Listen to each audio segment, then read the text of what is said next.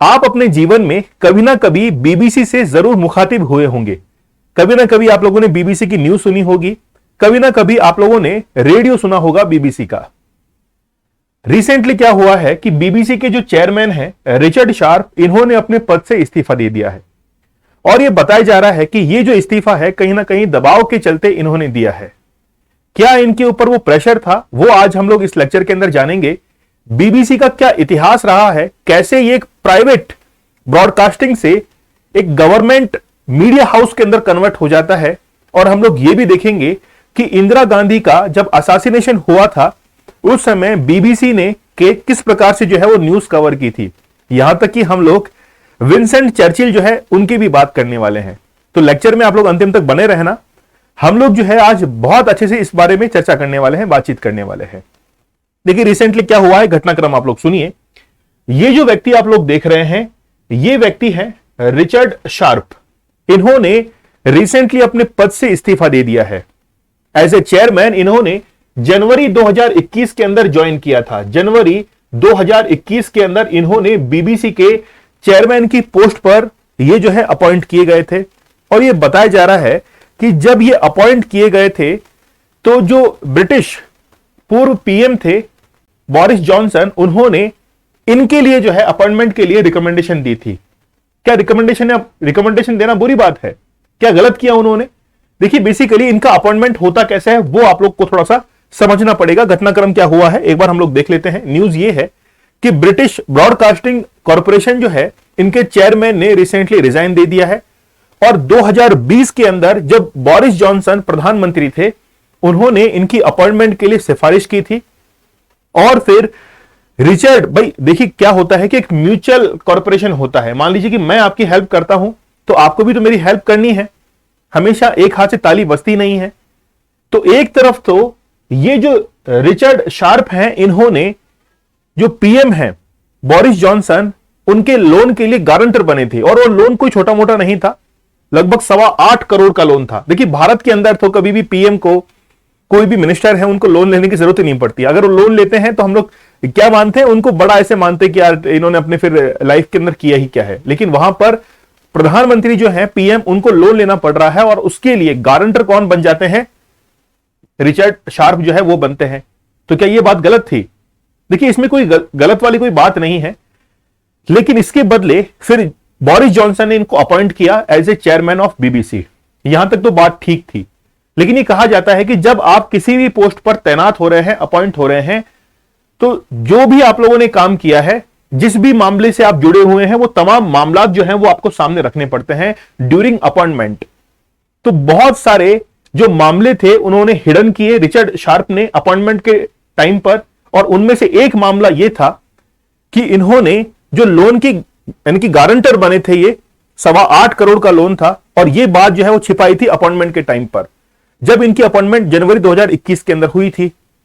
तो हम लोग ये कह सकते हैं कि इन्होंने गलत जो है वो सूचना दी कि भाई मैं किसी भी लोन के अंदर कोई गारंटर नहीं हूं। और फिर बाद में ये बात पता लगी और इनको अपने पद से रिजाइन करने के लिए प्रेशराइज किया जाने लगा।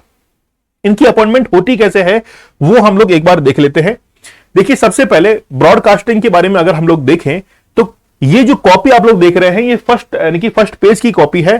Copy of royal charter for the continuous of the British broadcasting corporation. मतलब बीबीसी का जो अपॉइंटमेंट है, या फिर उसको हम लोग कहते हैं कि रूल्स एंड रेगुलेशन जो है वो रॉयल चार्टर के अकॉर्डिंग जो है वो चलता है।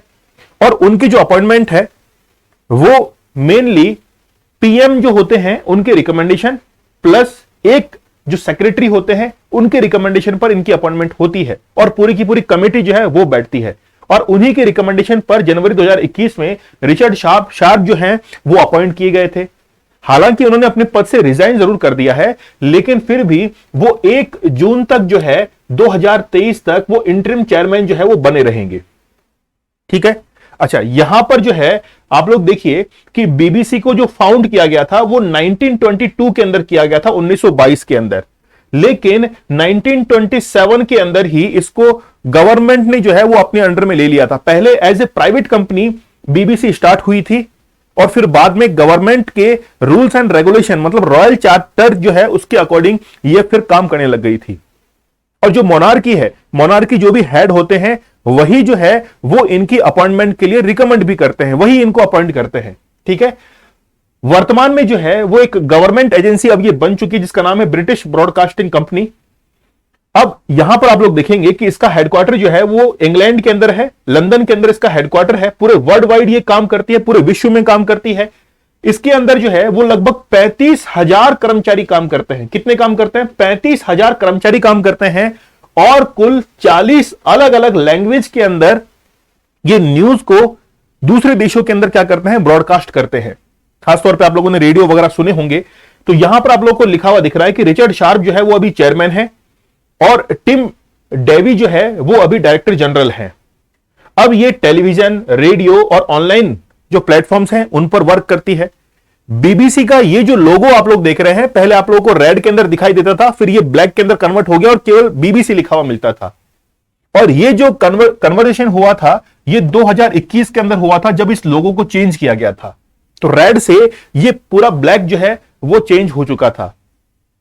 और लगभग आप लोग देखते हैं कि 12 से 13 चैनल्स जो हैं वो अलग अलग, जैसे स्पोर्ट्स में, न्यूज के अंदर आप लोग देखते हैं तो अलग अलग जो है वो चैनल्स इनके भी काम करते हैं बीबीसी के। तो बोरिस जॉनसन जो है उन्होंने रिकमेंड किया था रिचर्ड शार्प को एज ए चेयरमैन के तौर पर, और रिचर्ड शार्प जो है वो इनके गारंटर बन गए थे। और रिचर्ड शार्प ने इस बात को छुपाया था कि मैं जो है वो किसी भी लोन के अंदर कोई भी गारंटर नहीं हूं अपॉइंटमेंट के टाइम पर, और फिर वो बात सामने निकल कर आती है। ठीक है, अच्छा, यहां पर ये जो व्यक्ति आप लोग देख रहे हैं ये व्यक्ति है विंसेंट चर्चिल। देखिए, विंसेंट चर्चिल जो थे वो सेकेंड वर्ल्ड वॉर के टाइम पर ब्रिटेन के पीएम बनते हैं, और इनकी अपॉइंटमेंट जो हुई थी वो हुई थी 11 मई को, 11th ऑफ मई 1940 को 1940 के अंदर इनकी अपॉइंटमेंट हुई थी। और उसी समय पहली बार भारत के अंदर बीबीसी जो था वो अपनी न्यूज को ब्रॉडकास्ट करना शुरू करता है। इसके पीछे भी रीजन था, सेकेंड वर्ल्ड वॉर के अंदर ब्रिटेन को भारत का समर्थन चाहिए था, सपोर्ट चाहिए था, इसीलिए ब्रिटेन ने क्रिप्स मिशन जो था वो भारत के अंदर भेजा भी था। खैर वो अनसक्सेसफुल हुआ था, लेकिन कहीं ना कहीं सेकेंड वर्ल्ड वॉर के अंदर ब्रिटिश जो थे वो इंडियंस का सपोर्ट चाहते थे, और इसी कारण से 11 मई 1940 को जिस समय विंसेंट चर्चिल की अपॉइंटमेंट हुई थी एज ए पीएम, उसी समय जो है बीबीसी को भी भारत के अंदर वर्क करने के लिए भेज दिया गया था, ताकि भारतीय जो हैं उनका सपोर्ट सेकेंड वर्ल्ड वॉर के अंदर मिल सके। इंदिरा गांधी जो थी उनका असैसिनेशन हुआ था। आप लोगों को पता है कि जो ऑपरेशन ब्लू स्टार चलाया गया था 1984 के अंदर, उससे कई सिख जो थे वो नाराज थे, और फिर एक सिख बॉडीगार्ड के द्वारा ही इंदिरा गांधी की हत्या कर दी गई थी। तो जब असैसिनेशन हुआ था, सबसे पहला बीबीसी था जिसने न्यूज को ब्रॉडकास्ट किया था। भारत से पहले भी इंडिया के जो लोकल रीजनल जो ब्रॉडकास्टिंग चैनल्स थे उनसे पहले भी बीबीसी ने ही जो है वो इनकी न्यूज को ब्रॉडकास्ट किया था। तो बीबीसी जो है वो वर्ल्ड वाइड बहुत बेहतरीन जो है वर्क करता है, लेकिन रिसेंटली चेयरमैन जो है इनको रेजिग्नेशन जो है वो देना पड़ा है।